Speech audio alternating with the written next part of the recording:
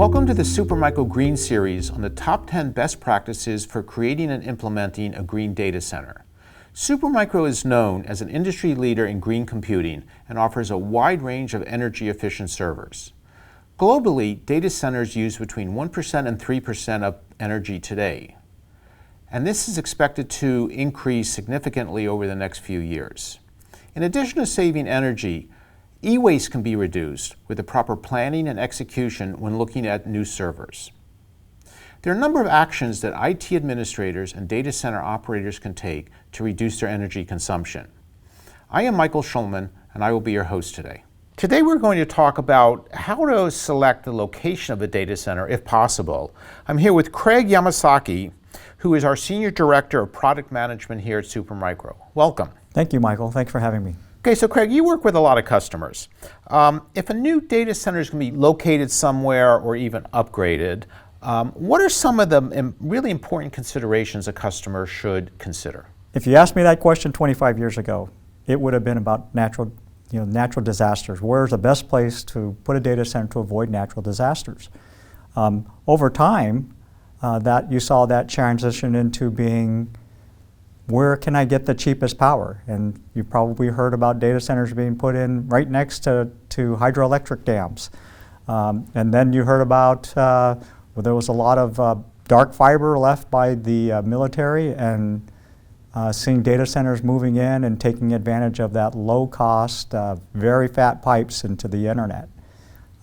More recently, you're seeing customers choose location based on climate and how can I reduce my energy costs by improving the efficiency of how I transfer heat into the atmosphere. And as soon as last year, you're starting to, with California being in a 5-year drought, you're hearing about water and why it's important to not waste water by using evaporative cooling solutions. And going forward, it's going to be about renewable energies. We see that being a very, very important factor in where I build this data center, where can I take advantage of the sun, the wind, hydroelectric, and things like that. Someone could decide to locate a data center in a very cold climate, which could reduce their cooling costs, right? But then they're further away from population centers that need good connectivity. How does a data center operator kind of think about that and make those decisions? It's a difficult decision, but at the same time, it's fairly simple. You want the data close to the users and how the data is going to get used. And so if you are a large hyperscaler, you can get close to large pipes and feed customers the data very quickly from those large pipes. If you're a corporation, you want your data center close to the users. In choosing the location, renewable energy is important. Talk more about the climate. Why is that so important in the ways someone would cool a data center? Yes, so let's take a good example of the free air cooling. We have free air cooling data centers here in the Bay Area. What we see is the air here is acidic, and that acidic air can actually cause corrosion within the servers. And so there's some filtering that has to be done. There's a lot of supplemental air that needs to be brought in that is clean and acid-free. If you move to a very dry climate, it's easy to use water for evaporative cooling, but you might have the challenge of free air cooling doesn't work because it's too hot.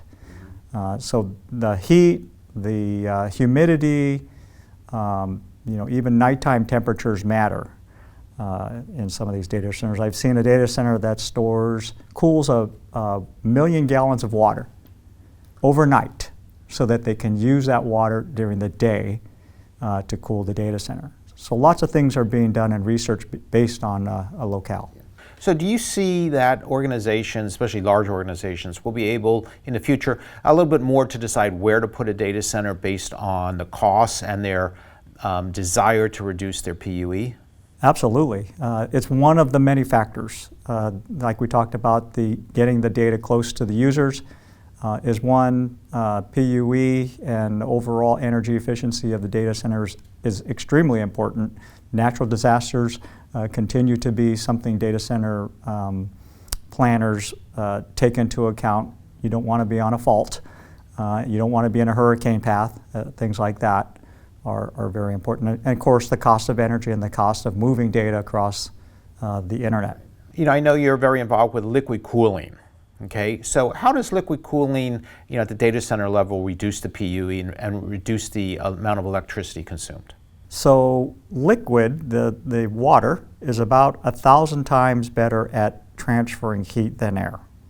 And so if I can put the heat that's being generated in some of the chips that are being released over the next couple of years, that heat would normally be put into the air, and those things are going up. They're 700 watts now, and they're moving up into the 1,000 watts per piece of silicon.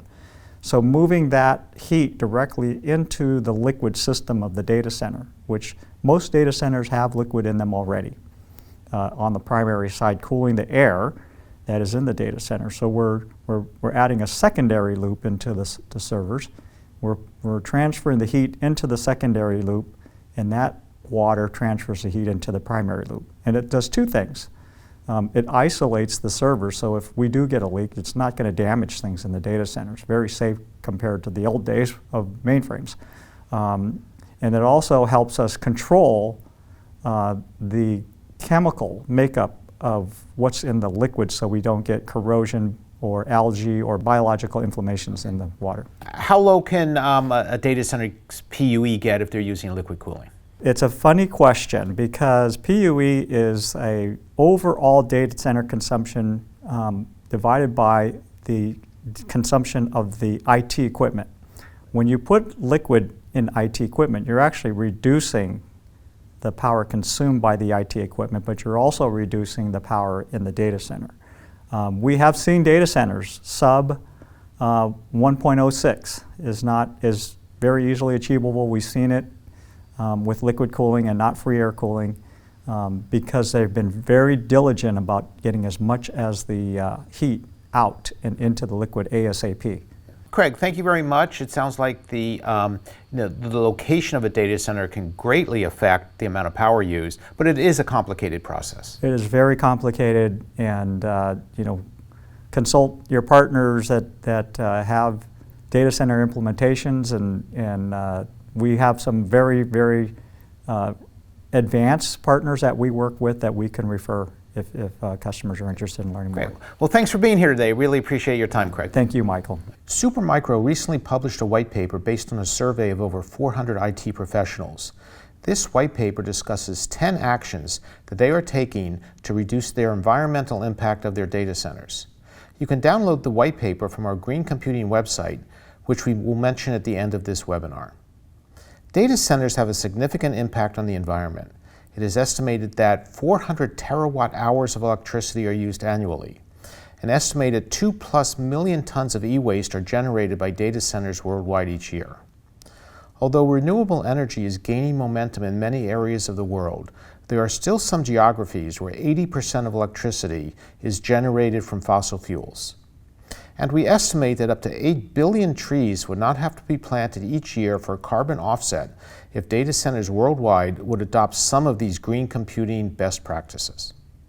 To learn more about Supermicro's green computing solutions, please visit www.supermicro.com/greencomputing. Thank you.